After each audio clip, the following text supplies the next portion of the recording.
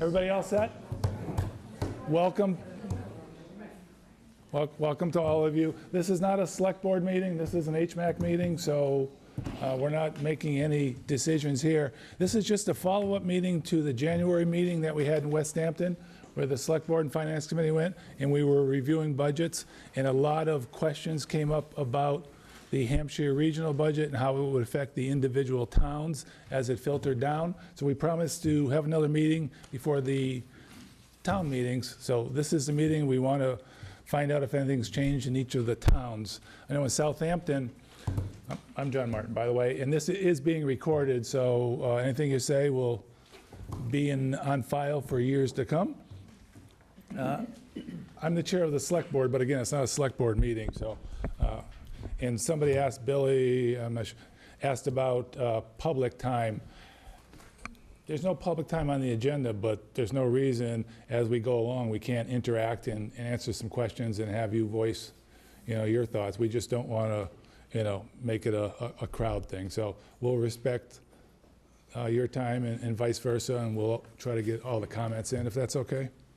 So I know Southampton, we did a level funded budget at Hampshire Regional, and correct me if I'm wrong, but because the revenue went down going into Hampshire Regional, the total assessment went up $275,000 or so. Let's take a look at this.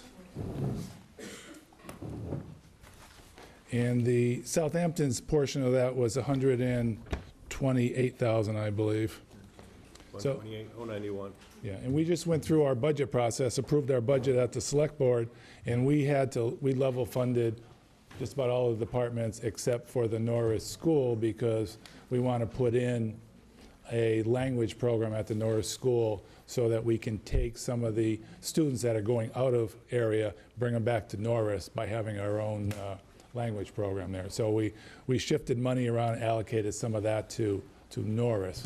But they still have a deficit of, I think, $53,000 that they're looking for, and the other departments don't have any major increases either. And What languages are you doing? It's for special ed. Yeah, it's special ed language. It's not like a French or, Okay. yeah. We send a lot of special ed kids out for language development, and it costs, I think it's $40,000 to send the children out and $20,000 for the transportation. Is anybody here from, pardon? 53. Is that including the transportation? Okay. So we've got $70,000 per student. So if we can put that program in effect and keep the children here, it's obviously going to give them a better experience, but also cut our costs. So we reallocated that money. We had a lot of discussion on that. It was a tough one because of the money. So I guess I'd like to hear from the other towns where you are in your budget process, and if you've figured out a way to make up the difference in what it's going to cost from the regional assessment this year. And Don, I'm going to go right in the corner to you because... Okay. Is this on? It's on. It's green. Okay. So I'm Don Scaparrotti, Finance Committee in Goshen, and the Finance Committee actually meets tonight, so some of us will be leaving early in order to go make that meeting. We needed to cut $128,000 out of our budget, and we have done that. Without, unfortunately, it caused a lot of pain. We weren't able to do not only new initiatives, but just maintain some of the current ones. So you cut back on services? So we cut back on services in order to be able to do that. The other thing that we cut back on is our funding of our capital plan, Yep. which is really scary to those of us on the Finance Committee, because we've been trying for several years to be able to fund the capital plan for a myriad capital items. So for our primary school, we have a new roof that has to be put on, and that will be happening this year. We also have an unforeseen landfill cap of $655,000, a new roof that's going to be somewhere between $200,000 and $400,000. Our budget is around $3 million, so these are big numbers for a little town like ours. The other big item we have, of course, is broadband. And so beyond that, in the next couple of years, we're going to be replacing a fire truck for $600,000. And our equipment is all old. There's a lot of deferred purchasing that's happened, as probably with many towns. So one of the major things that we've undertaken is a major review of our capital plans, just so that we can keep our town running. For example, our highway department has an old highway shed that's been around for a long time, and it doesn't even hold enough sand and salt it holds enough sand and salt to go around once, to do the town once. But if there's a storm and you need more salt and sand, then they have to leave the town, go get more salt and sand, bring it back. So we're just really undersized. And there's a lot of stuff that we have to do that's been deferred. Software system. There's a software system. We have such an antiquated software system that when you go to do your budgeting, you know how most towns would just run a report? Well, the finance committee has to sit there and actually input data. And, that's getting a little detailed. But what I'll say is we've got a very antiquated system, and we haven't been able to. We were going to upgrade it. We couldn't do that. We're trying to get some staff in our town. Most people work part-time. We're trying to get people to be able to work longer or to hire staff, and we haven't been able to pay the market wages. So a lot of our work is getting done through volunteer work or donated time by the staff who's currently there. So it's really getting tight for us. This year, we're contemplating an override, a permanent tax override, but because we have so many capital items coming on this year, we wanted to wait until we saw what was happening and therefore what the impact was on our taxes, so that next year we will probably have to go for an override in order to maintain the kind of spending that we've been seeing both through the schools and our own municipality. So it's a dire situation, but we managed to make it work on the backs of our employees and our committees and towns and the people who are working, who have to, the highway people come in and they can't do work in the middle of the winter in the garage because the garage is so old you can't open the hood of the vehicle, the plow. So they have to do all their work outside in the sub-zero temperatures. It's really hard to, I think it's more dire than you can imagine because most of you have functional services. Ours are really subpar. But the people do an amazing job with what they have, but it's hard. So we're balancing the budget on the backs of the people who are there, and I guess I'll just pass it on from there.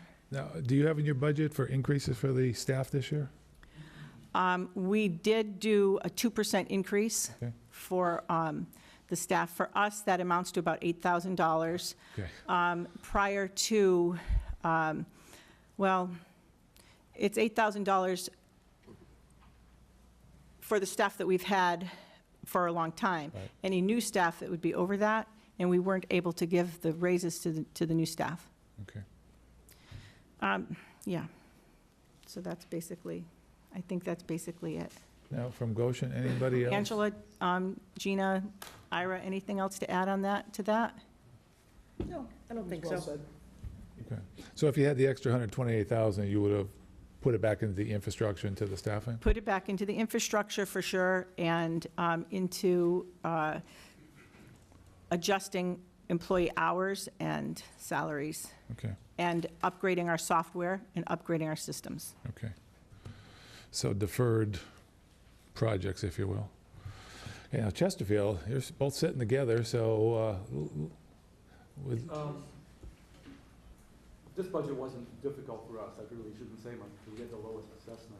It's the 1.47 increase for the town, so this wasn't really a hardship year.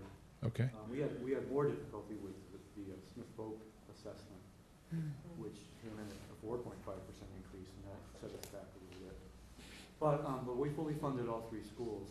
Okay. Like Goshen, we share the elementary school with Goshen, the New Hingham school, so we are looking at having to fund a new roof, and pay for the whole thing. We got no support from the state.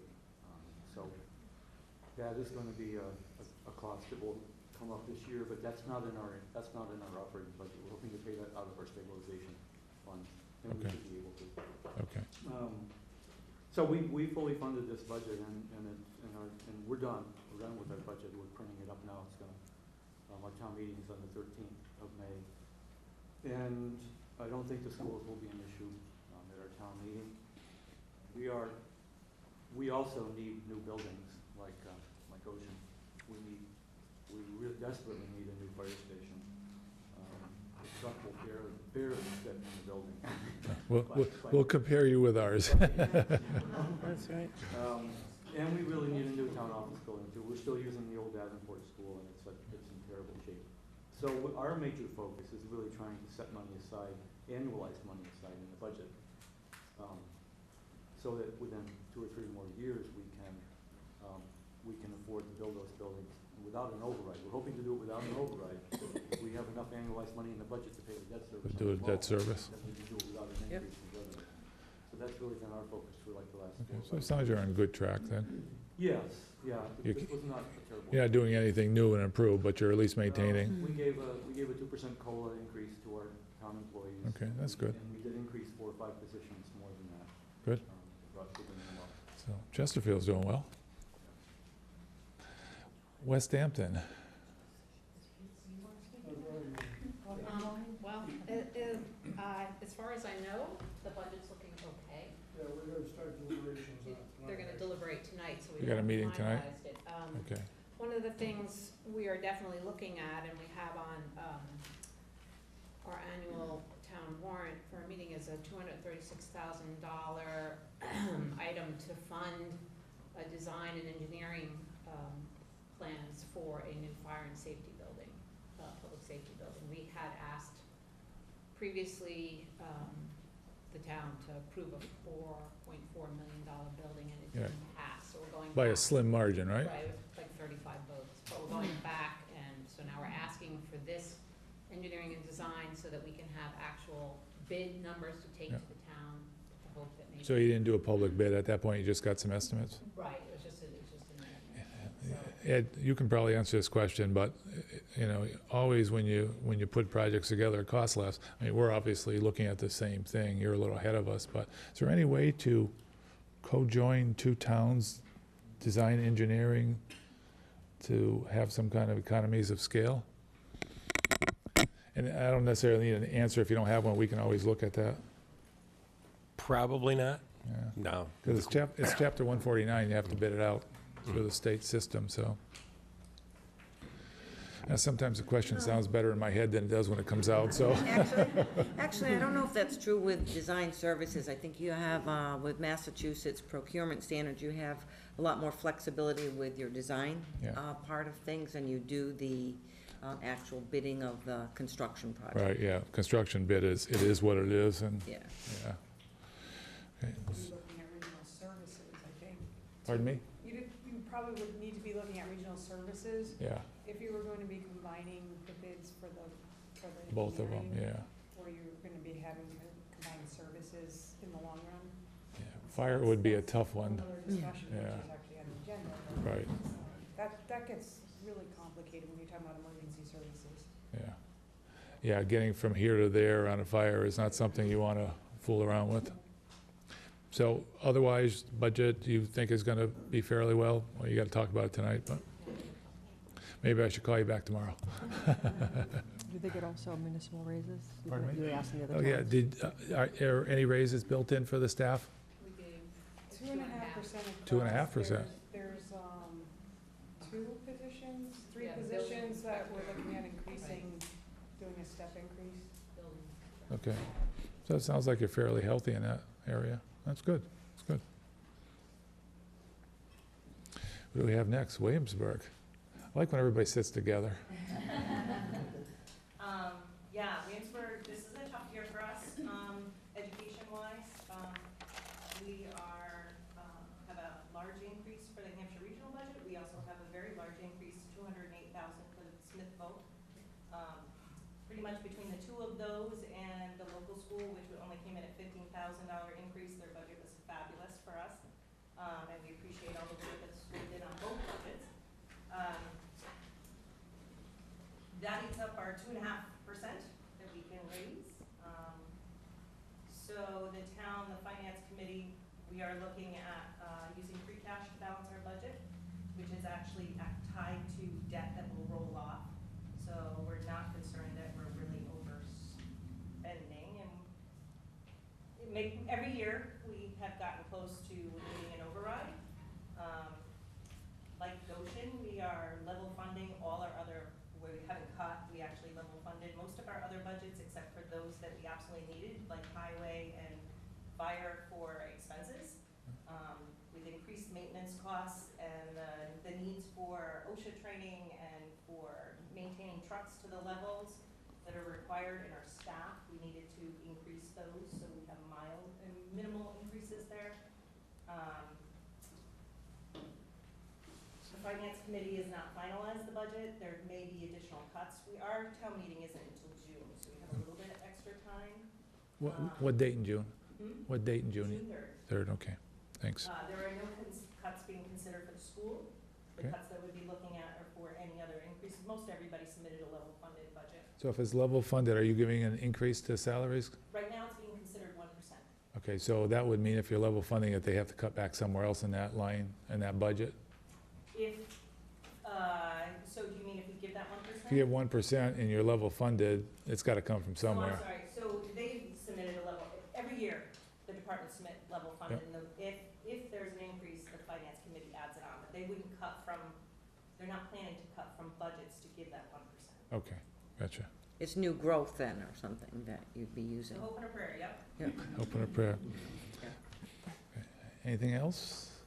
No, like the other departments, or the other communities, we're really looking for infrastructure. Now that we finished the local school, we turned our attention to our buildings.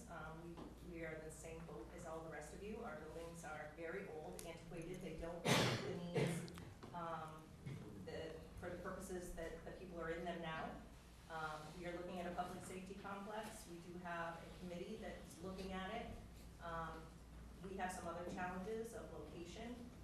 We also have the former James School and what to do with that, and that adds a whole nother dimension for the community to decide what they want done. So there's our challenges, but we're really looking to start paying attention to our infrastructure.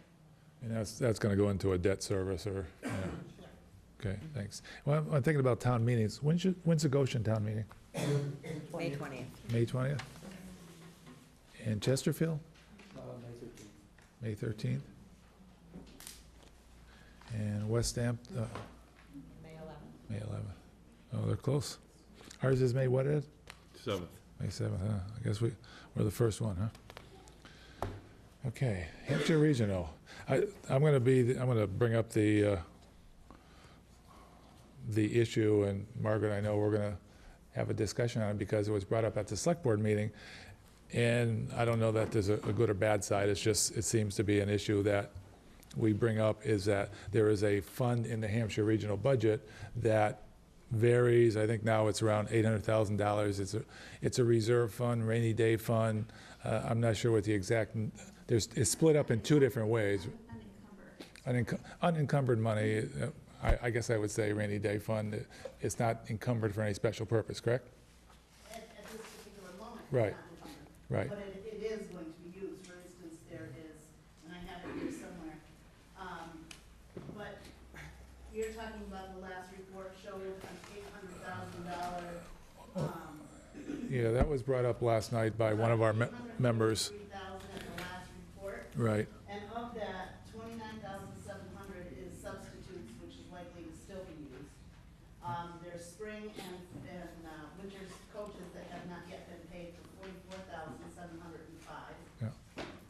Maintenance and utilities that will likely be spent as all the invoices have not come in, and our service people lag behind in invoicing for $84,000. Okay.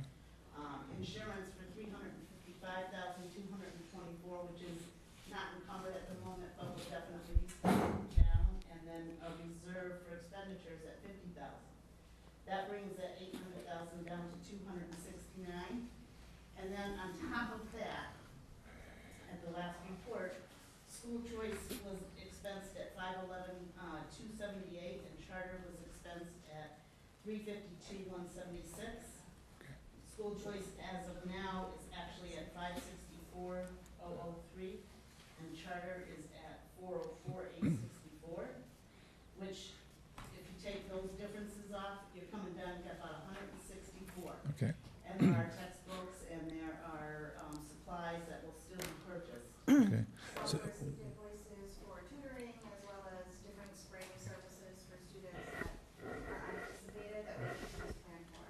Okay. Accordingly, if students are hospitalized or require services for their Correct me if I'm wrong, because it may be my memory, but at the Westhampton meeting, you charted fiscal 16, 17, 18, and that fund went down and went up again, but it was averaging around $500,000. You'd draw from it, it would be built up. So it's sitting, the figures you gave us then was about $500,000 it sits at. You're talking two different things. Yeah. You're talking E&D or Both of them together, E&D. yeah.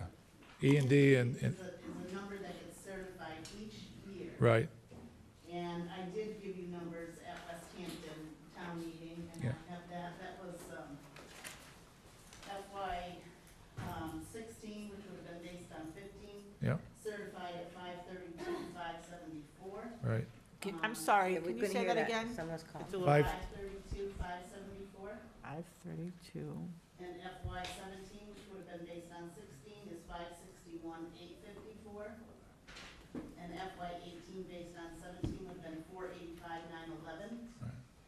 What was probably said is that we could have up to 780,000. Right, Based yeah. on, 5% of the budget of operating capital. Yeah, you did say it's drawn down and built back up, drawn down and built back up. Because it is an annual amount. Right. Certified each year. Right. annually. There were two funds. Yeah. And in each of those years, we used 165,000, except for 16, we only used 160,800. I guess the point that was made at the meeting is it's floating around 500,000 up and down. But what was the other fund that had funds in it?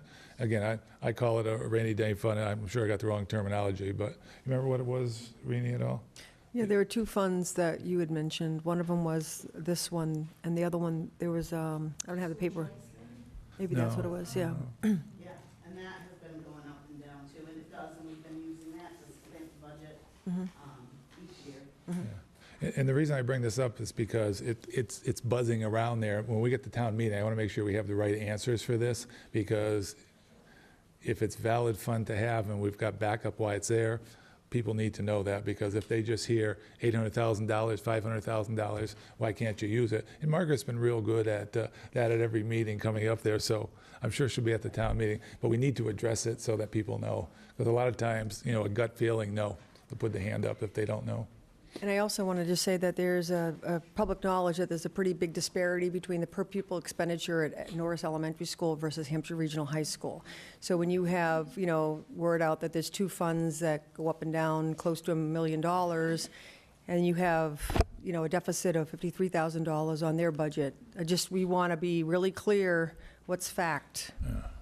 Well, I think that typically elementary schools operate less than high schools, and it's really parsed out for towns that have both the elementary school and the high school in the same budget, because the average is determined to be the per pupil amount, whereas we're pretty unique in that we have the elementary school separate from the high school, whereas the high school will have things like science labs that you need to buy disposables for every year, which the elementary school will not. And there's requirements that the high school is required to provide to students to ensure that they meet the mass core graduation requirements, so students can be competitive with their neighborhood high schools.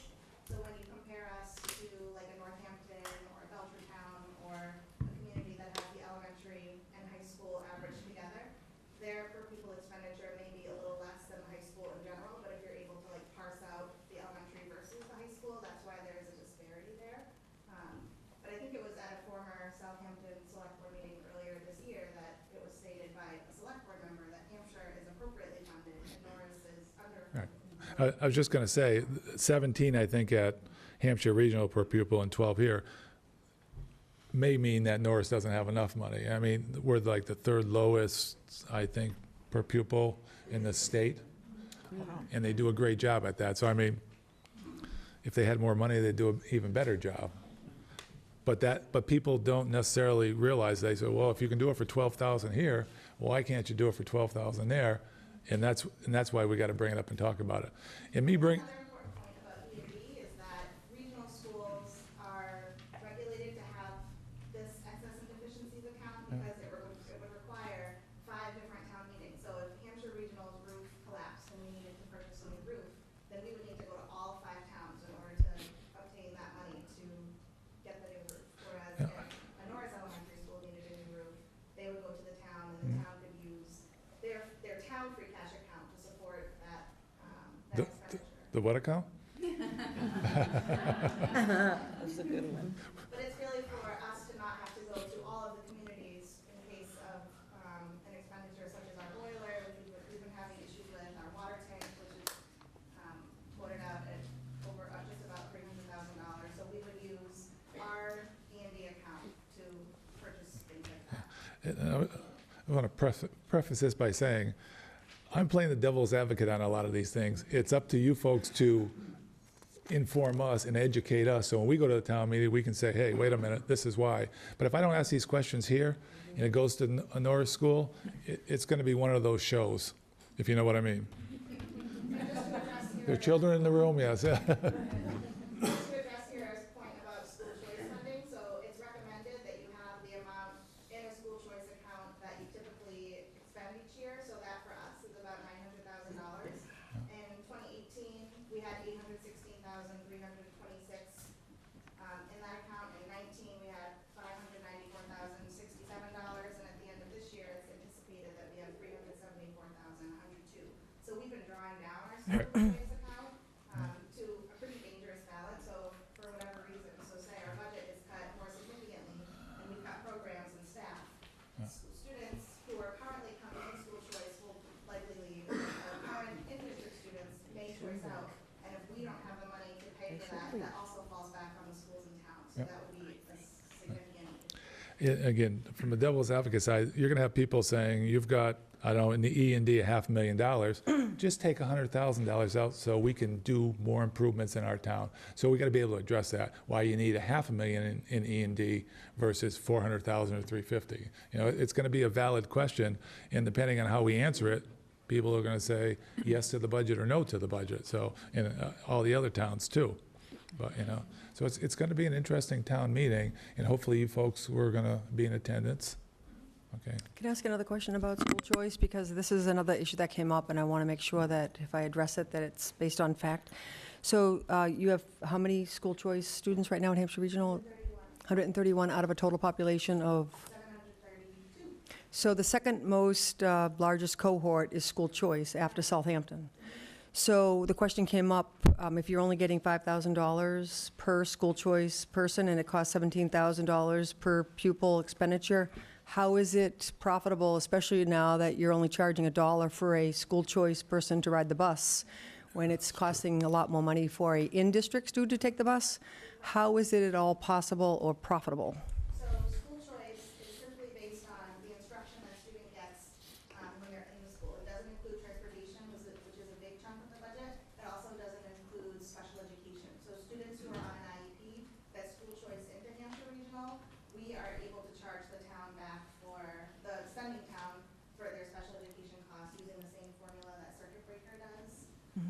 So to say that it's just $5,000 is not completely accurate because it's really based on a lot of other things. So if you take transportation, special education out of what we would use to calculate our per pupil expenditure for our in-district kids, it would be a little closer to what we would spend. And also, the school choice revenue that we receive allow us to have a wider berth of programs and staff to be able to offer a competitive program. So for the first time since I've been an administrator, and I don't know if anyone else can speak to it, but we finally have students who are able to access Ivy League schools, and that's something that we are unable to access given a school profile that doesn't have a certain amount of AP classes or other classes that challenge students and allow them to have an opportunity to expand their education that's equitable to, say, a Northampton or an Amherst that has a much wider variety of courses.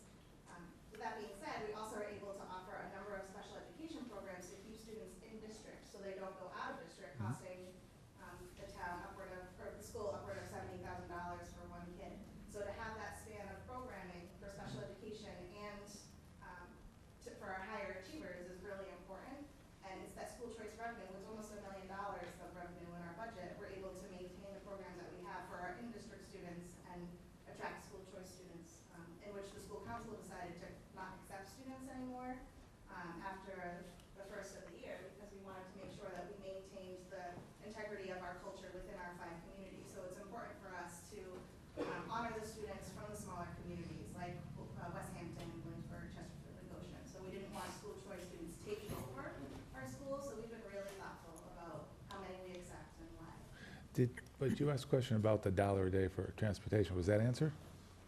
Not specifically. I think the question was, where did that rate come from? So we have never charged students Right. for transportation in the past. In fact, there's a law that says, as a regional school, we are not allowed to charge for transportation for our in-district students, but we can charge for our school choice Right. students. So in the past, we haven't done that. We've allowed them to just hop on a bus Right. once they've gotten in-district. So next year, school committee is considering charging students $180 to ride the bus for school choice. So it would be a revenue source, and we're just starting to discuss what that looks like. It could be that school committee decides to raise that to $360 or $1,000. So that $1 a day was just a beginning of the thought process. Okay, And that's just using, okay. that's just using the excess capacity on the bus. Right. We're not adding Right. additional buses. So there's a bunch of buses with empty seats. Well, when my kids were at school, there was over 100 Easthampton school choice kids, and they said, well, the bus was going that way anyway, but you could reduce the number of buses that you had by not going that way. So I think that it's, I also find it very ironic that the state has anything at all to say about what you can and can't Yeah. charge when they don't fund their obligation. Yeah. And the other thing that's going to come up, might as well continue it, again, messenger. The school choice, and it's been a discussion around, and you've explained it nicely in the past, so I'm just going to ask you to do it again. People say, well, stop taking school choice, it's only $5,000, we don't need as many classes. But as you've explained it, several of you in the past, is these are just students that are going in existing classes scattered around the school, and there's not enough in one particular class to decrease a class, if I can say that. Am I saying that correctly? Okay, so that's, again, that's important for people to know when this comes up.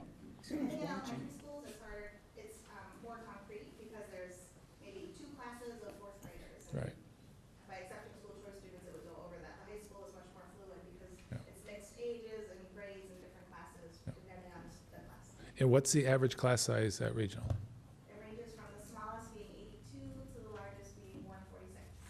Per classroom? I'm sorry. We have an issue if that's what it is. I would say the average is about 16. 16? Okay. You should have seen the looks on their faces. Okay. John? Yes, sir. If I could maybe make a point as well about the buildings. Certainly hearing the town's. Oh, it's hard to hear you. Come up near a microphone if you would. Is there a microphone back there, Robert, or no? Why don't you come up near a microphone over here or over there? Because it's being recorded. Ask him to introduce himself, too. Do you want to come over here? It would be easier for you, Billy? We could accommodate. Why don't you introduce yourself? Yeah, I'm Billy Broadus. I'm the president of Hampshire Regional Education Association. And I did also want to explain very briefly that the folks wearing red are our teachers and paras that just wanted to hear what is going on and just kind of reiterate to everybody here that we want to continue to work together with everybody to do the job that we've been doing for a great time, for a great long time, which is, educating your great kids. What I wanted to say about the building, though, is something that I think some of us were just talking about this afternoon, and that is this feeling that we feel like the towns don't think that the school is theirs, and they think, well, we want to fund our infrastructure projects, and then why can't the school kind of take? But the school is theirs too. Our building is your building. So when you're funding us, you're funding your own infrastructure. You're investing in these kids, and they're benefiting from that, and just making that investment kind of returns to the towns, So it's got a great return to it, and I think that everybody here that's wearing red, and everybody here that in general is on the same page with this. We want to work together and just invest the resources wisely in these kids. Because they're a great investment. So that's what I wanted to really kind of encourage that and try to think, and that's something that we want to try to get across to everybody here, which is that, Hampshire Regional is is the town's school. It's not the neighborhood school anymore. It can't be, but it still is. Come up to the hill, come up and see us, visit the school. Kristen has done incredibly incredibly good work on the budgets, tight budgets, and come and see it. And we'd love to have you in our classrooms, so that it just feels more like a partnership. And that's why we wanted to be here, to kind of make that point and continue to work together with you. So thanks for having us here. And thanks for the amazing... You're coming, but you're welcome. Yeah. And thanks for the amazing investment you've made in us and these kids over the past years. I've been there for 12 years, and it's been... it's my third school where I've been. It's certainly been the best. Thanks, Billy. Yeah, and we're not here to see how we can cut the budget. We're here to see, for Southampton, it's going up $128,000. Why is it going up $128,000? So we can explain this at the town meeting and let the people vote on it, because they're the ones that vote. I mean, 2 of us here, we have 2 votes, that's it. So if we don't ask tough questions, we don't make you feel uncomfortable here, it's going to be worse at the town meeting, because, and again, Margaret and I go back and forth a lot, but I respect what she says, and she makes me understand some of the things that I don't necessarily understand. So that's why we're here. It's not us against you by any means, because my 2 kids went through the school, and they did a great job, and they're both doing fine. One took 5 years, and you guys pushed them through, and I thank you for that. But you stayed with them, so that was good. So that's why we're here. So it's not an adversarial. School 6 years, John. What? No, well, high school. You did it, Fred. Nice work. When I went to school, thanks. I can always depend on Rini. So budget-wise, we're talking about now, is there anybody up there who wants to say anything that is different than what Billy said? Obviously, you're here to support, and I'm French, so red's a good color. But, I met some of you as we're going through the negotiations and all that, very professional, and, it's sometimes you got to talk about stuff that's a little uncomfortable, and you get over it, That's how it works. You all set on that? Okay, so we're going to get off the local budgets, and we're going to go about the regionalized services. Before you do that, do you mind saying if Southampton is including COLA this year? We have it based in the budget, yes. But we put it in the budget as a placeholder, a 2%. You're welcome. But John, excuse me, I had one other question. that's just municipal employees, so it's a small number. It always amazes me how Bobby and Kristen are able to just rattle off all these figures in terms of what's in the excess and deficiency and what's in this fund and what's in that fund. I mean, you know it so incredibly well.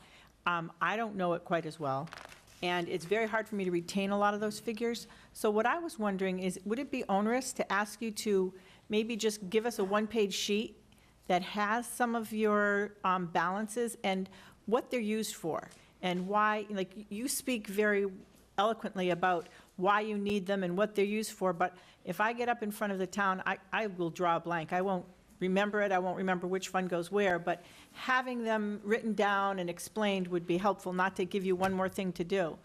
But if you could do that, that might be useful. Do you both go to all the town meetings? Okay. So you give them the paperwork and you have the backup right there, right? Yeah. Okay, yeah. But it's good for us, because now we have a finance committee meeting tonight. I can bring it back to the finance committee, and then, if I had a piece of paper and say, this is what this is for, and feel more confident about what I'm saying. Yeah. I've been doing those quarterly budget reports to towns, and maybe it's something that I can add as an addendum, like a fact sheet or something as well. Yeah, I think the point is that, the other question I had on those accounts is that you were talking about it as, you need to have something sequestered in case the furnace goes, or in case this goes. But what I was actually hearing, and correct me if I'm wrong, because I'm not certain that I caught it all, but it almost sounded to me as though it was a supplement to your budget, so that if we say the budget is 10 million, it's really 10 million plus what you're spending over here. So if that were to go away, then the towns would really be on the hook for the combination. I don't know if that's true. Can you ask the question a different way?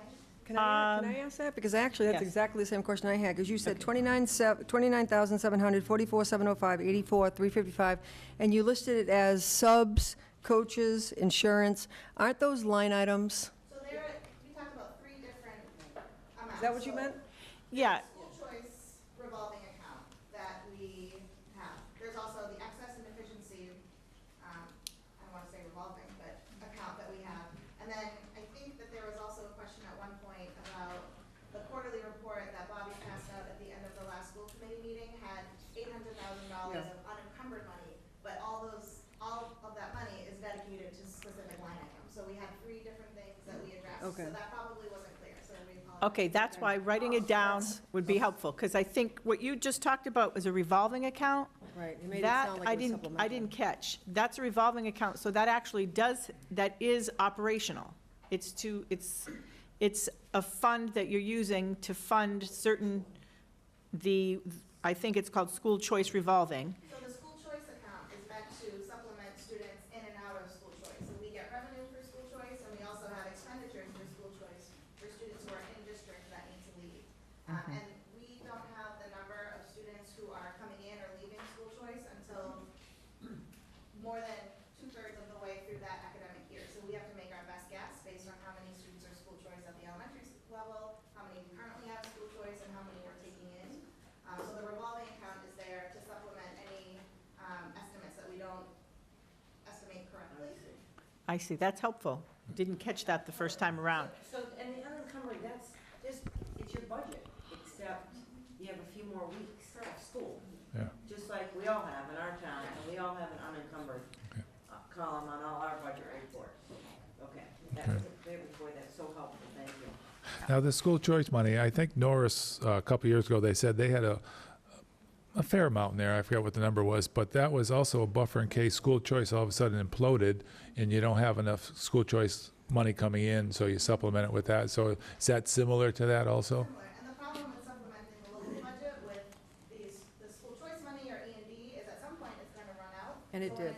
when it does, it ends up being a bigger charge to Right. towns that following year. So it's hard to justify that when the purpose is for capital expenses or to balance school choice numbers, because there are really specific reasons why regional schools specifically get to have an E&D account, and why the state recommends schools to have a certain balance in the school choice account. So we're not just being frugal with our money and asking towns to spend their money in an unjustified way. We're trying to be really responsible. As the school committee's put a lot of pressure on Bobby to spend more than what is recommended, and we're trying to figure out what the best formula is. I've got one more question. Sure. And that is, because I think one of the things you just said makes a lot of sense to me, and one of the things that Willie said, and I think that this is where the rubber meets the road, because it is our asset, it is an investment in our children's future, et cetera.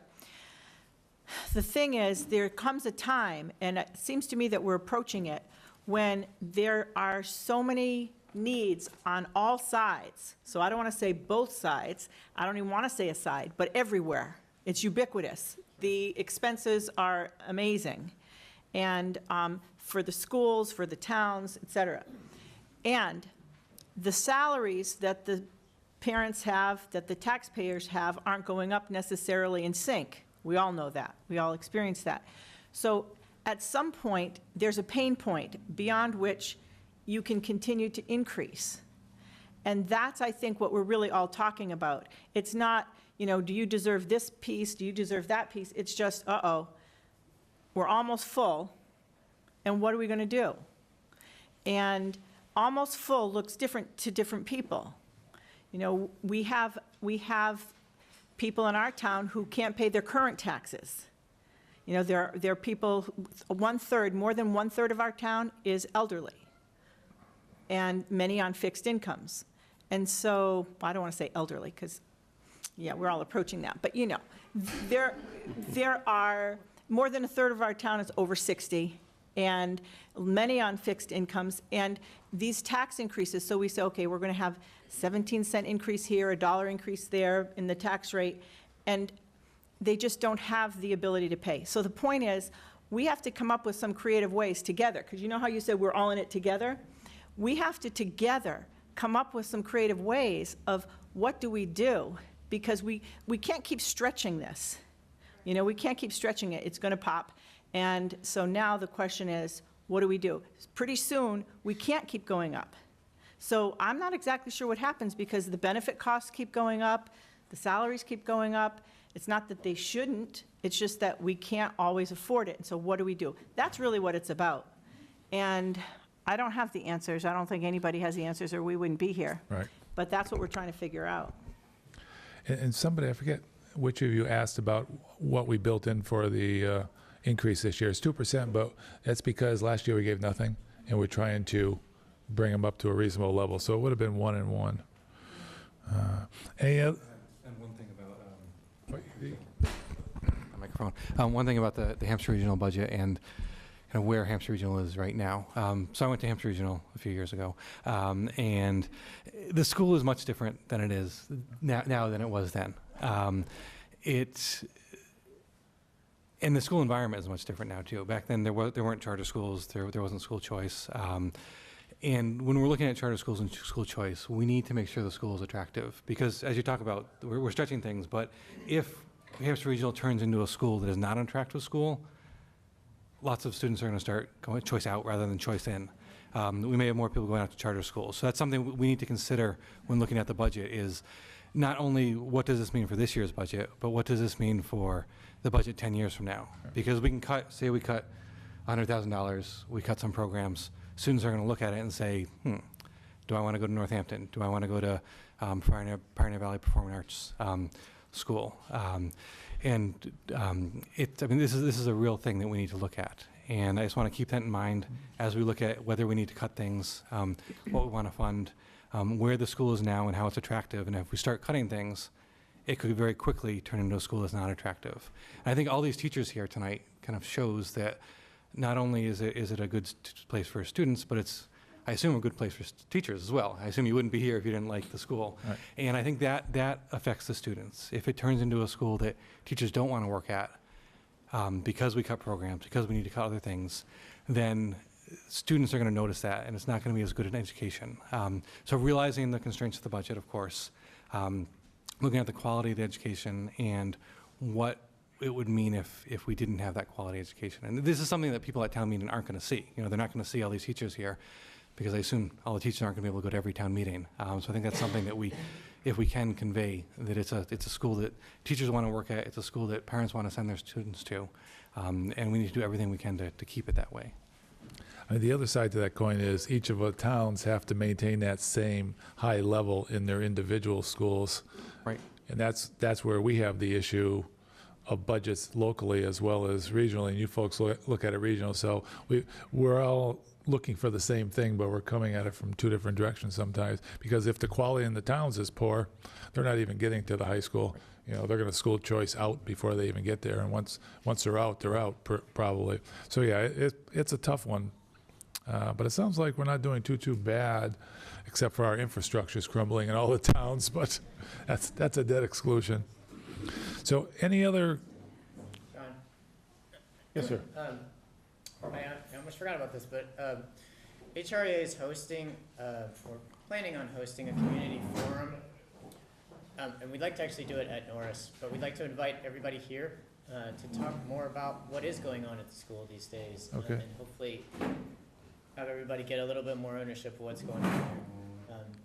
And the other, to address Dawn's point a little bit, it's not a magic bullet, but MTA is working hard and HREA is working hard for the Promise Act and some other actions at the state level, because as a few people have said, and as we all, I'm sure know, the state is absolutely not living up to its part of the bargain. And that's where I think some effort can fruitfully be put, just advocating for the Promise Act, which is K-12 funding, advocating for regional transportation reimbursement. It's at 80, we need to get it up to 100, and that you know. So if any of the finance committees or any of the select boards, I think you could maybe get my information from John or from Kristen. Please feel free to contact me. There's resolutions on the MTA page that you can pass that would encourage legislators to move on these things. So if you have questions, please contact me or Kristen or John about that. Do you have a date yet? Is there a date set on that? May 6th on that is what our plan is, and I know that some people already have some meetings on that, but Can you funnel that to Ed, our town administrator, and he can send it out? yep, we're absolutely gonna do that. We've just been putting this together over the past week, so Okay. it's in the works, absolutely. That'd be good. Tammy, I think, is hopefully gonna help us get the word out Okay. on the Facebook page. We have a school committee meeting Yeah. tonight. Yeah. We have a select board. There, Yeah. but through the Southampton Community web, Facebook page. Yep. You get me the information, I will Absolutely. get it out tonight. And trust me, she will get it on that page. Right on. Sure. I'm Jessica McConnell, 24 High Street. I asked this question last year at town meeting, and this is actually probably a better forum for it. I had proposed the idea, and I'm sure it's been tossed around, it may even be discussed, but I don't know how seriously it's been looked at.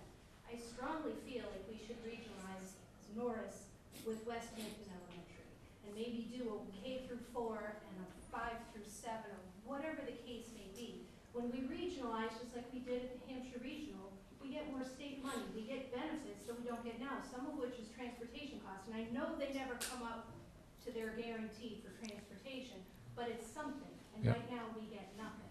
And we could still maintain both buildings, still give the towns the same identities, but blend the kids. They play SYA sports together as it is. They go up to the high school and they're together. They have friends already from those two towns, and they're very close to us. You know, as a bus driver, I can tell you, in a bus, it takes me 12 minutes to get from Norris Elementary to HRHS. Yeah. So we're not talking about a long, and the elementary is like maybe 4 minutes past that, if that. So I asked last year at town meeting, when we were looking at whether or not we were gonna do a 2.5 override, and it kinda got tossed around, but you're sitting here with some of the folks who might actually bring it up in their own towns to discuss. Well, on the agenda is discussion of interest in regionalized services. So that would go right in there, Jessica. So let's bring that up under that. Thank you. Any other questions, thoughts on the budget process before we go on to the next agenda item? Just wanted to say one thing back to Willie, and that is that I know that many of the select boards and finance committees have written to congressmen relative, and to Congress, I should say, for specifically on regional transportation. I know we did that last year. And we've been pretty active in working with our legislators to try to impress upon the powers that be that they are sorely needed and have been sorely missed in this equation. It's a silent group, which I'm okay with. That means at least we're seeing hopefully the same things. We're in it for the same reason here. So we're going to go on to the next topic. You folks are welcome to stay. If you're going to leave, thank you very much for coming. Thank you. Appreciate it. Thanks. We'll give you a second to mobilize there. Oh, you do? Yeah, hopefully we're gonna have at least one Saturday at your. Good job. Oh, okay. Yeah, Goshen. Yeah, Saturday at 11. Remind me to tell you a story about when I moved out to California. That's good. If you guys want to grab some pizza and something to drink and all Yeah, that, feel please do. free. That'd be nice. Thank you.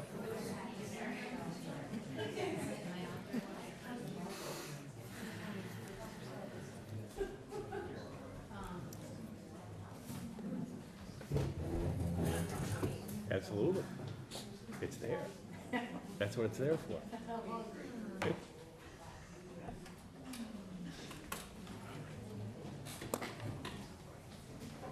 And those of you that are left back there, if you want to grab some pizza, feel free.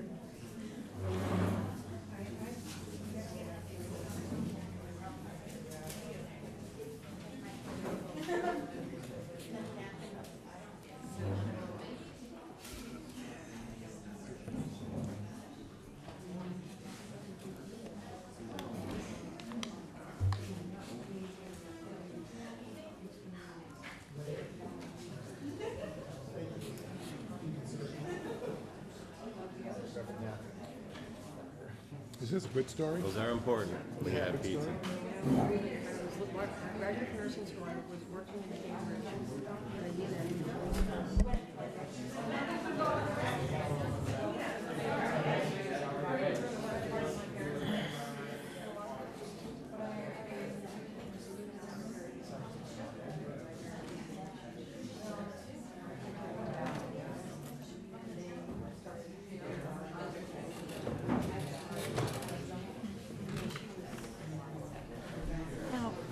Oh, you're on the Southampton.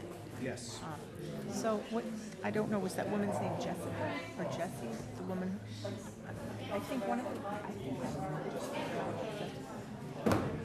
that, I don't know that there's much momentum for it within the town, but I've heard at many state functions, I've heard the state really talking about the fact that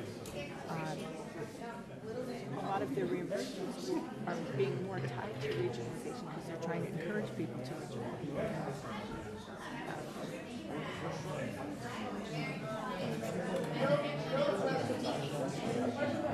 Yeah.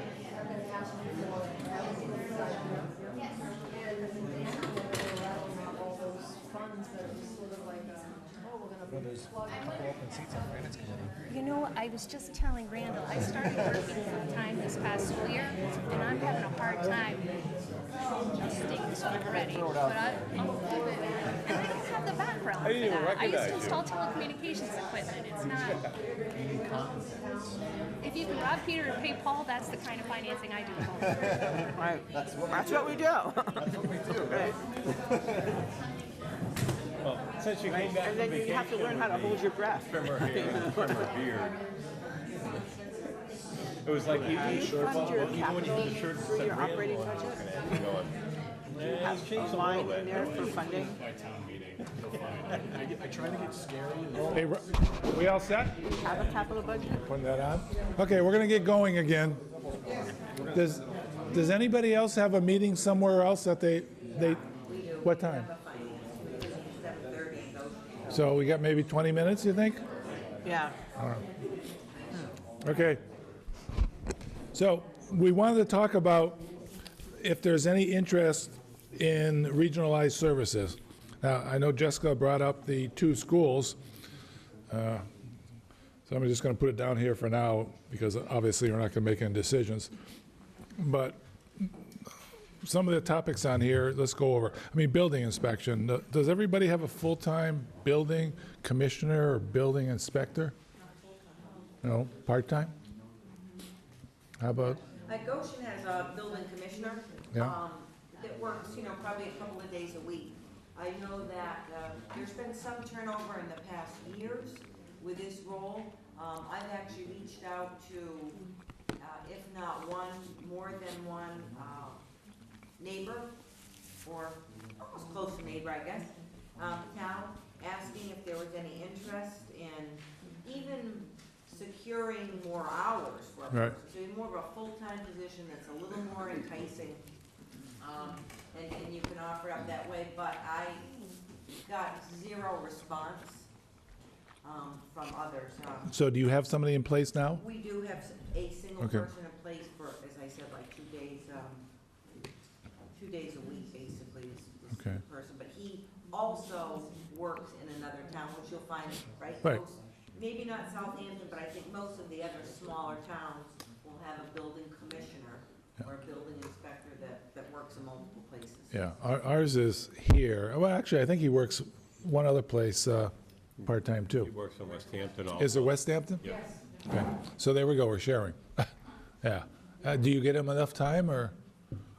Yeah. Do you? Okay. You're paying him separately, obviously? He works really well. The 2 towns are easy for him to cover. Yeah. Yeah. It's all close. Now, let me ask this question. Are you paying him a salary, any benefits, or are you just paying hourly? Salary, and we just agreed to up the salary. Okay. So town meeting Well, town meeting has to approve the select board. Would it make sense that we try to get together and put him under one? The select board has not discussed regional services. It's something I looked at, and I think it's a good approach to at least look at it and have the select board look at it. Okay. May I ask, what is his salary? It's going up to 20,000. It is, Up to 20. and he actually asked for 26. 26. From 11? Just curious. 11. And how many hours is that? How long is that? Is that for a certain number of hours or just till the job's done? So he actually it was voted last year that he got 15. He's at 15? Right, and we're increasing it to 20. And that's for how many hours? How many hours, yeah? What did he estimate?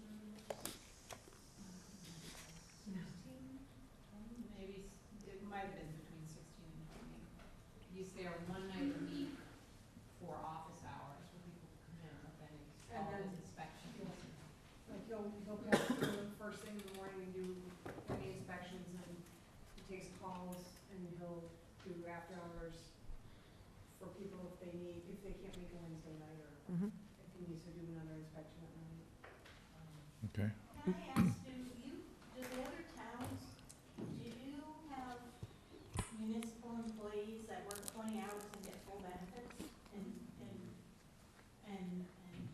vacation and everything? Do. Not for now. We have 4.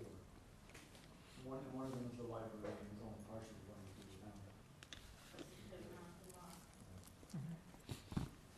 So on the building inspector, Chesterfield and Williamsburg, do you have a building inspector or a commissioner? And is it part-time? Yes, I'm not sure exactly how many hours he works, but he works office hours on Monday night. And then I think maybe on one Saturday night or something like that. We also have a building inspector, a building commissioner and building inspector. We pay them equally, we pay them over $8,000 a year. How much? 8. Yeah. And when we hired Paul, I don't know if you guys know Paul or not, but we used to do a number of towns through the HR program. And then any quick from them, So- they're falling out. So why do you have 2? Commissioner and inspector? He agreed to take the job with us. He works with some other towns too. He didn't want to have the whole load, but he said he would split the salary and split the responsibilities if we hired a second person to help him. Okay. And we did. Okay. So really, I guess you could say we pay $8,000 plus, like he made 2. And they pretty much split it equally, but he is the building commissioner. And that works out well for you? Worked out pretty well for, I don't know, it was like 6, 7, 8 years now. Okay. And you actually have built-in cross coverage there too? Yeah, that's nice. Yeah. Okay. We should talk about ours. So I'm going to put that as a follow-up with you folks. Now, health inspections, we talked about our Board of Health. Yeah. Health inspectors, do you have separate ones, or? There's the Foothills Health District, and we're in the middle of looking for a new health agent. Really? She gave her notice a couple of weeks ago. And the Foothills Health District includes what towns? Westhampton, Goshen, Williamsburg, and Wade. It probably could Wow. include Southampton too. It just didn't at the time. So Westhampton, Goshen, Whately, and There's room for them to take Westhampton? one Oh, Williamsburg. if it's neighboring. If you get in before midnight tonight. Is it a full-time health agent? 30 hours right now, right? 30 for those 4 towns? And what do you call the consortium? Foothills Health District. And they do all restaurant inspections, septic, everything that the agents usually do. What about animal inspection? Nothing to do with that. Pardon? Nothing to do with that. Oh.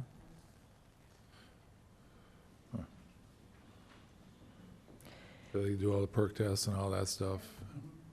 And 30 hours takes care of 4 towns? Your turn, And I think Pardon? your turn, what about your turn? We have health, well, you know the hours better, health agent and a health Ed could speak to, yeah, so right now we have a health people. director, director and a health. and we have an health agent, and we have a separate person who does the animal counts. Yeah. And how much is all of that together, do you So think? the health director is how many hours? 32. 32. Um, And health Health agent? agent, Is as needed. as needed? Yeah. Right. Is you have a Title V or inspection needed or something like that? Is that, you give them a per hour, Per hour. Yeah, Correct. yeah. like around $40 maybe? Both of them, No, no, it's less than that. Less than- less than that, yeah. We just did a readjustment on one. So it doesn't sound like you have any room to take us, or vice versa, because if you need 30 hours, Well, on Foothills, they have room for one more. They used to have another community, they dropped out. Who was the other community? I think it was Ashland. Uh-huh. Well, in our town, the Board of Health is the one that primarily oversees the health director and health agent, and a number of us, myself included, has been concerned that a town of 6,000 people doesn't need a health director and a health agent. And the health director is more of an administrative position without a lot of licenses and certifications. And the health agent is pretty new person. I mean, her bachelor's degree is in like farming and, you know, soils and that sort of thing. But she has been slowly accumulating some of the like sanitation and serve safe and all of that. So it just feels like an imbalance in the backgrounds and overstaffing. I'm speaking personally in my opinion about it. But we haven't had a lot of ability to impact that department because the Board of Health has been the overseer of that department. Yep. So Yeah. in just looking at, you know, what the capacity is of the current structure for Foothills, one person, I'm the new guy, so I don't have the history, but I would imagine that the reason there's one health agent servicing 4 towns is because it's 4 towns. And there isn't a need to have more than one person. Right. But the governmental structure is, there's a board that oversees everything. And I'm guessing there's no particular reason that there couldn't be more than one health professional that would also, you know, give the flexibility and the coverage with, you know, so when somebody does leave, everybody's not scrambling to find a replacement overnight. Yeah, I'm gonna mark that down as dive into it more, because it Yeah. sounds like that and the building inspector may have some Yeah. potential. Can I just ask, do each of the towns have a separate Board of Health? So you have a Board of Health, and how do they work with the Foothills Health District? That's the only reason we have a board of health. They're members, aren't they, actually, the Board of Health? They're elected- Members on the Foothills Health District. Each of them are, Yes. make up the health, so Yes. each of the member towns, Generally, One of- one of them. yeah, one of the members of our elected Board of Health sit on the district's. Right, so so all of the towns that are part of this have a Board of Health, and they send a representative to the Foothills Health District, and all the services are done by the health agent, all the services for perk and septic.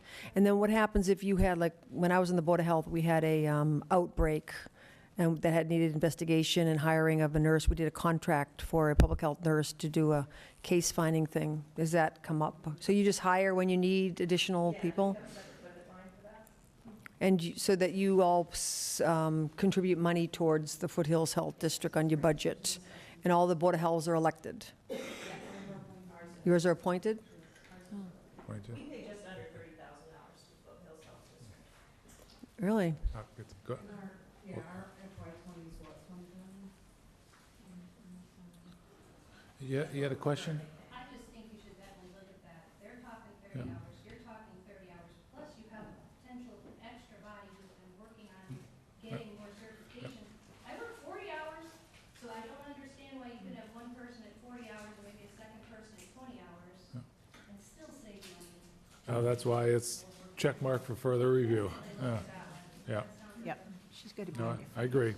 I mean, this is just to kind of feel out where we think we could have some, So perhaps you should run for the Board of Health. Under inspections, I've already been selections this year. we touched on inspector of animals a couple of times. Right. That and animal control officer, both of those positions are tough. We're on another search for a third one in 5 years. So now, that might be a joint that could- inspector. I can't believe someone qualified to do that job wouldn't be interested in covering. Oh, well, unless they're a farmer in town and they're just doing it for their neighboring farms. But just like all these other jobs, the state requirements are even more. Yeah, you're right. You have to be able to handle the public, you have to, Mhm. the other problem is the lockup for strays. Mhm. You know, having a regional lockup would be beneficial. Mhm. Okay. Because right now, a lot of towns are just kind of, we really gotta find one, or take it at home. Yeah, I made a comment on that too, so we'll keep that up there. Okay, just so we can get the folks from Goshen out at 7. Ambulance, we have a full 24/7 service here, so I don't know what you folks have. I mean, I don't, personally, I can't say ambulance is running up and down into the different towns and all that in an emergency. Any thoughts on? Well, we already have Highland, which is a regional. Yeah, so you folks are all set? Yeah, we have a. Okay. Yep. Yep. Yeah. Really have Yeah. some thoughts on it myself. Only Westhampton has, they kind of inherited an older ambulance, and there's been attempts to seek grant funding to get a new one, Yeah. and they failed. I don't know if they'll go through. But I do know there's very much two sides of that support and not supporting having a local ambulance. And my thought is, in these hill towns, the expense of running ambulances is just ridiculous. Yeah. In general, and the liabilities, we all know are there. Mhm. And my thought is, in towns like this, when you could have one call in a week, you could have a week, you have 10 calls. Your first line of reaction is your first responders. Mhm. And I think that's where your local people need to be. Is you need to be able to recruit and maintain qualified, responsive first responders. Yeah.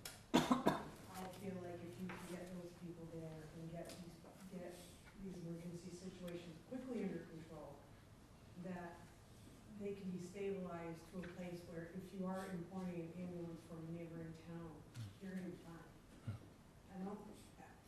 I have a hard time seeing the expense of running an ambulance service each town.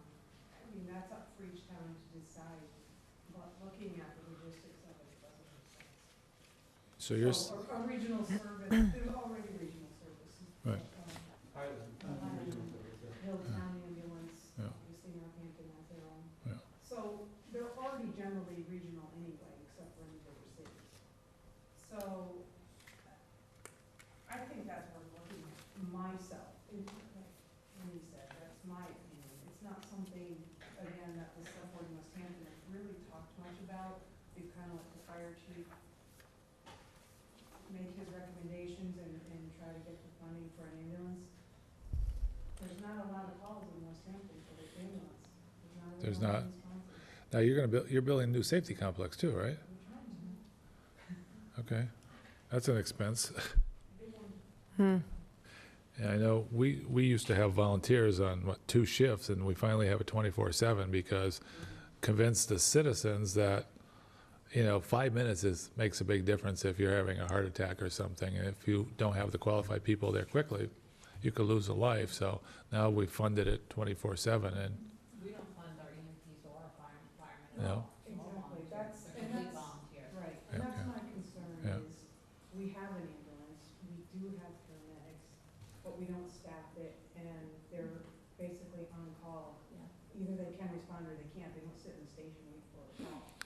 And so that's you have a why I go call. back to saying your first responders are the ones you rely on. Okay. So in your situation, you have all volunteers, so they've got to get to the equipment and then roll it. Change, and we're gonna be looking at a huge budget to support that. Yeah. When we start to have to give salaries, and we'll be looking at what Southampton's looking at, and Yeah. we're a much smaller community. Yeah. Mm. Evolved into that. We saw it Yeah. go from where you are to where we are Yeah. in the last 20, 30 years, Our- over the last 30 years our probably. just isn't very supportive.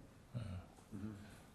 I mean, but the voters saw the benefit in doing that. It did increase, but we actually saved a lot of money on the intercept Mutual aid. ambulance and regional aid. So, we only had the paramedic level, and if we needed an EMT level, we'd have to call Easthampton or Westfield and swap the patients over, and that just wasn't good for the patient, and it cost us money too.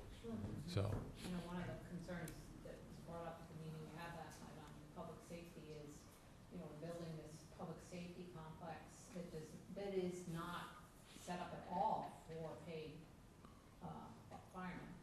It's just set up for volunteers. It's Okay. just not designed that way. And so the question was, well, when are you gonna start building this building, and now you're gonna have to go to full, paid fire Right, department, but yeah. it's just not, they have to build it differently in Huh. order for it to. and that was what, $4 or $5 million, was it, if I remember right? Was that right on the same site? Yes. Okay, Remove and reconstruct. okay.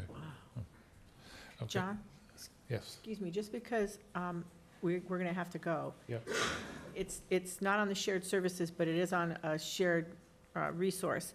And everybody knows about HCOG disbanding, or Right. whatever you call it. And currently, HCOG is the trustee for the Hampshire Insurance Trust, and each of us participates either through our municipality and a local school or school board. And together, the HMAC units represent about 10% of the, let's see, I don't know if it's the assets. I think it's about it's the 10% of the participation in that trust. So the other large communities would be Easthampton, South Hadley, and Belchertown, I believe, and then I think we're fourth. And the thing about that is, with the dissolution of HCOG, they're currently the trustees of that trust, and that's going to transfer to somebody. Right now, the recommendation, and I don't think it's been approved yet, is that it transfers to the IAC, the Insurance Advisory Committee, and each of us has a member on that committee. Each of the units, participating units, have a member on that.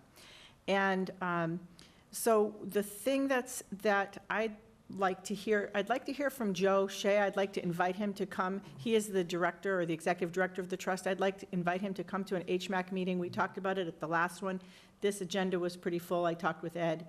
And so I'd like to suggest that if anybody's interested, to come. Certainly, we're going to have him come speak to us. If you are interested, there was somebody, one of the towns said they weren't interested the last time I brought it up.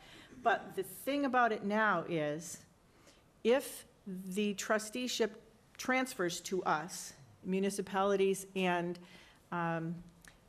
school committees, then there isn't, any alarm to raise, because they're very well funded. But if the funding should change, or if there should be some legal wrangling, I think the liability may shift to the municipalities and units in some way. And I don't understand how that works, and I just like to understand it better, because I think that it sort of could pass us by. But I think that we need to be aware of what the implications are if the IAC, and we all have probably some representative, and it may be a clerk level representative on that, who's now going to be the trustee for the trust. It wasn't the treasurer of the town, was that? For some, it's the treasurer. For the school committees, I don't know who it is. For the school committees, they have, for the schools, you have people, somebody who reports to you. Yeah, somebody who reports to you. And they would be making decisions relative to the trust, and I don't know. So when are you going to have that meeting and invite this Well, person? I don't know, probably in the summer, we would send something out, and maybe Goshen would host it, but I don't know if people are willing to come over to Goshen. In the summer? Sure, we're there. Okay. All right, in the summer. Right by the lake. Okay, so we'll try to set that up. Give us enough notice? Give you some notice, Yeah. and invite Joe to come to that. We'll look for his That would be good. availability. Yeah, like I said, it's well-funded now, but at one time, it dropped quite a bit before it came back up, so. Yeah. And I That'd don't be know great. what that would mean for us, but. Well, let's find out. So, fire, police, dispatch. The big one here has been talked about, and again, I'm just bringing it up, is dispatch. Regionalized dispatch in the past years. Police and fire, is something we can talk about, but we'd have to obviously get both of those folks involved. Is there any interest in any of those three talking more at another meeting? I'll just tell you that Goshen, Chesterfield, Williamsburg, and Worthington have DLTA funds through the Pioneer Valley Planning Commission, and are studying regionalized safety services. So we've had 2 meetings Okay. so far with Eric Weiss from the PVPC, and the most recent plan is, showing 60 days or so, 60 to 90 days to have a proposal together to go forward to do the study.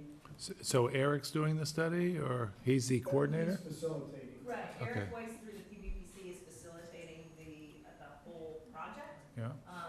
What we decided is we want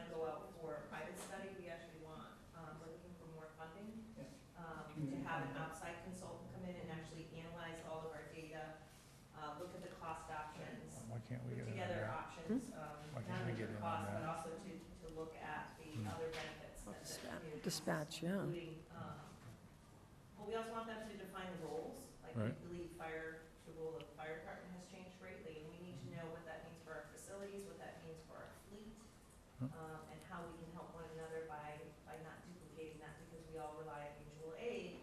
We all plan on keeping our own Right. staffing, to a certain degree, because as Cheryl pointed out, you need those people in-house, your first responders together, but what does it mean for the future? Because I think we've decided, or we've spoken about that, the fact that we can't sustain these, departments alone. Is that something we could I think they. be looking at the involved with? administration of it too, Yeah, particularly. yeah. Not so much like Charlene said, the services or even the apparatus, but the administration part of it. Yeah. Going back to what we're talking about with the inspectors and Right. supporting one real position Right. that towns can mutually share. And we have some good talent in that area. But is that something we could come to the meeting and listen to it, or is it too far down the trail? I think it's always important. I mean, I don't think we're too far down the road. No, I've only definitely been to one meeting, Oh, well. so. It started I out with joined Goshen and late. Chesterfield, and we're the got in before we even started, and then. I just joined, yeah, Williamsburg just joined. So what, Something select board at Goshen's been talking about for a little bit of time, and he said it just, we know, we all want, safety complexes. We all want new trucks. yeah, We all want speedy service, on and on and on. And there's gotta be not just so much economies of scale, but maybe even some opportunity that didn't present itself in the past, or it did, but people picked up their ball and went home because they didn't like that approach to regional service, and it's time to re-examine that. Yep. So you gotta be just, as Charlene says, just open-minded, you come together and you say, what are the options? And that's what the study's gonna do, right? Yeah. We're just- Right. What are the options? I mean, Williamsburg has joined absolutely because we want to explore. Yeah. We want to think outside of the box. That's what Right. we need to do to be sustainable. can you let us know when the next meeting is? Yeah, I think, we'll talk, definitely talk to Eric Weiss. I mean, there's already been, $8,000 put on the table. Yeah, that's With the what four we have for communities. grant funds through PVPC. But I think we should report this meeting and see where it goes. Yep. I mean, I don't think we should exclude anybody.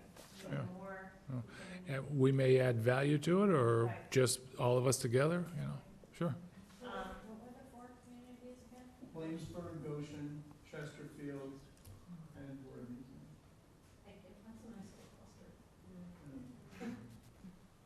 To go back to you were actually specifically asking about dispatch. Yep. We utilize, state police. We do. Dispatch Okay, for ours. okay. I believe all of So, Goshen, sure. Wakefield. Yeah. So do you have your local police, or the state police We do have cover? local police, but everything is dispatched through the state and for all of our small communities. So they contact the police officers in Williamsburg? Interesting. You contract with them, or they just do it for you?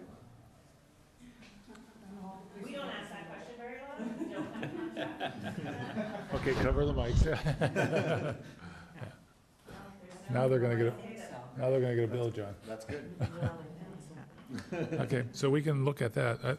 If we can get involved with at least the committee to see what's going on, I think it'd be helpful. We have to leave, but the one thing I wanted to say before we go, about, I think it was Jessica who said Jessica? Yeah, something? yeah. And she was talking about the regionalization of your local school. And I was at some meeting, I can't even quote what it was or whatever, but there were Department of Revenue, like our local services people. And they were talking about the state just moving, really trying to push people in our communities where we're not regionalized into regionalization. And I had heard their conversations about moving reimbursements more to regional reimbursements as opposed to, just local Local, and whatnot. right. So just for what it's worth, I thought I'd pipe that in. Well, with that said, that community compact grant is a great example to Governor Baker and the state to say, look, Williamsburg, Southampton, Westhampton, Williamsburg, whoever got together and they came up with this great concept, and it's working. So, it will be soon enough to serve. Nothing wrong with The that. governor's gonna say, where are they? Yeah. I don't care, as long as he knows that we're doing it. We get the check mark on the form for community comment for regionalized stuff. That's, We've had 5 community You know? comment grants, and one, we got $60,000, which we partnered with Southampton Yep. and Goshen, Chesterfield. so There's money. there's some money here and there. You just, So, before you leave, January's meeting, we promised to try to do this every quarter or so. You finding it valuable where we can do this again, at another location if you want? And I think you said, Don, that you're gonna try to, We'll try to invite people for the summer, and Yeah. Joe Shea would be Heartbeat. on the agenda, and then if anybody has any other ideas of things they'd like to talk about. yeah, and we can set up the agenda. Maybe send us the meeting time and date, and we can send thoughts on what we want on the agenda. Okay, yeah, we'll probably coordinate it through our town administrator, so Ira will probably reach out to people. Okay. I would like to also add some of the things that we don't talk about, and I know Southampton has full-time positions in almost all of theirs, but accounting, treasurer, a lot of that is all the same no matter where you are. Mhm. Yeah. And right now, we're fortunate, we have wonderful people working for us, but that can change. Yeah. And for us, we are one-person departments, so when that changes, Yeah. that's devastating for us, because we do not have that backup. Yeah. Are yours elected, or are they hired? All of our, with the exception of the town clerk, after July 1st, all of my positions will be appointed. Appointed? Okay. We're talking treasurer, collector, accounting, we contract for, through FERCog. Our treasurer, collector, and our clerk are through an election process, and it's passed at the town meeting, and now it's going to the voters, and if that passes, they'll be appointed, because, boy, hit or miss on that. Yeah. We've been fortunate, Are becoming so, say no more. Yeah, we've had some issues. yeah. you need somebody and one you can manage. Yes. Okay. Yeah, nice to see you. Thank All you. right. Thank you very much. Okay. So if this is breaking up, I'm guessing that we're gonna be breaking up here? Kristen has a question. Yeah. What? Do you have a question? Hold on, we got a question. Question from the school, so. Sure. In the last quarterly budget report, I asked the town would be interested in developing some more innovative ideas for cost-saving measures. Right. So, for example, when we purchased the van, we were able to save quite a bit of money for our own district, but also for some towns who Right. need transportation needs. So there are some ideas that we have that we Not for all could of us. explore that, but some of the ideas would require an investment in funds. So, Right. for example, buying more vans or hiring more van drivers, or even developing other out-of-district opportunities for students to stay in district, and we can build our own program similar to what you're thinking about for Norris, but on a larger scale for the whole district. Well, that's what Norris just did with the language program. They said it's gonna cost us 100 and whatever thousand, and we found it in the other budgets. And we're taking a leap of faith based on, their experience. So hopefully, 2-3 years down the road, it's gonna save us a lot of money, and more importantly, give the students a better education because they're staying local. But it could be that, so if you develop this awesome program at Norris, it could be if students who have reading needs are at Chesterfield, Goshen, and Right, Hingham, and come they in. tuition into Norris Elementary Right. School, you know what I mean? And that's what they're thinking, but they said it'll take them a couple of years to get it in process. The answer Yeah. to your question is yes, we want to have those conversations. So we'll maybe be on. Thanks for coming. Yeah, we would love that. I think so, yes. Okay. So, thank you. Thank you. I'm going to officially end the meeting so we can get off the camera. How's that? Did you want to address the point about the school now? About the point she raised about the school? Did we want to? We've got to figure out a way to discuss it. Okay.